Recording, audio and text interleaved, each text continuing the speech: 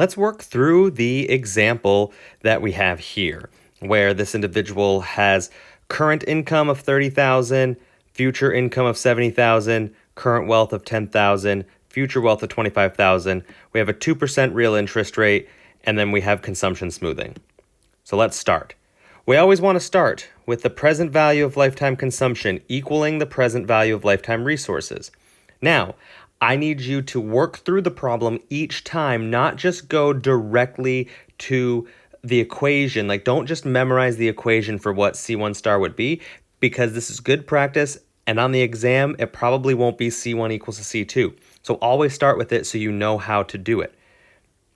The present value of lifetime consumption is C1 plus C2 over 1 plus R.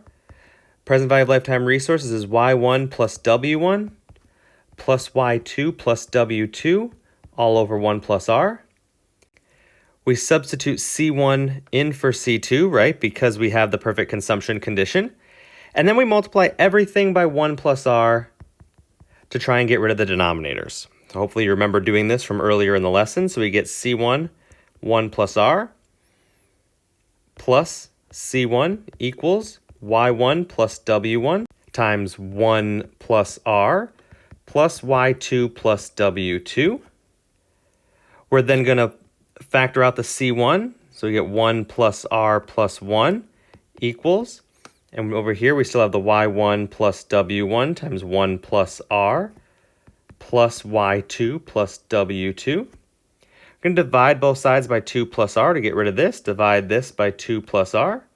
And we're going to get C1 star equals, we're going to get Y1 plus W1 times 1 plus R plus Y2 plus W2 all over 2 plus R. And that's also going to equal our C2 star, remember, because again, we have this perfectly consumption smoothing condition. So let's go ahead and plug that in. C1 star equals C2 star equals, well, Y1 is 30,000 plus W1 is 10,000. 1 plus R is 1.02 plus Y2 is Y2 is 70,000 plus W2 is 25,000, and all of that divided by 2.02. We can simplify this down.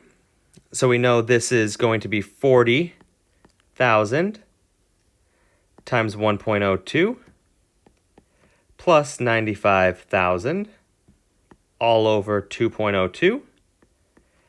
And I'm going to plug that into my calculator, and we'll get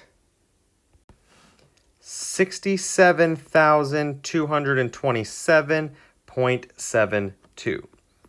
So that is what's going to be consumed in period 1 and period 2. Well, what can I actually do with this?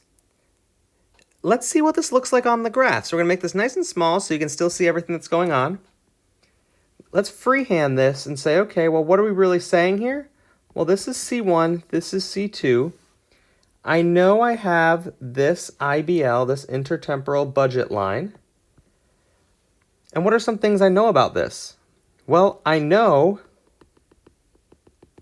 that my 45-degree line, this point right here, is going to be my C star, which is, approximately 67,000. Whoops. On each side. Now, there is one other thing we can do, which I believe is very important, is let's go ahead and find that no lending, no borrowing point. That no lending, no borrowing point is where C1 equals Y1 plus W1. Okay, so C1 equals Y1 plus W1. C2 equals Y2 plus W2.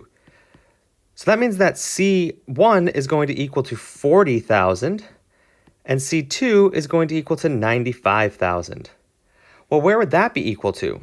Well, that's going to be like somewhere up here, right? This would be the no lending, no borrowing point.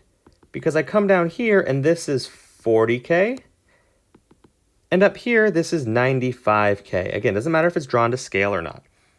So here's a question for you. Is this person a borrower or is this person a saver? Well, what do we notice? They are consuming more than their current resources, right? They are going to be consuming way more right here than their current resources, which is right here. So everything down here we talked about before is a borrower. So this person is definitely a borrower and borrowing against their future income. I hope you got this question right. We're going to have a ton of practice this week in class. Good luck.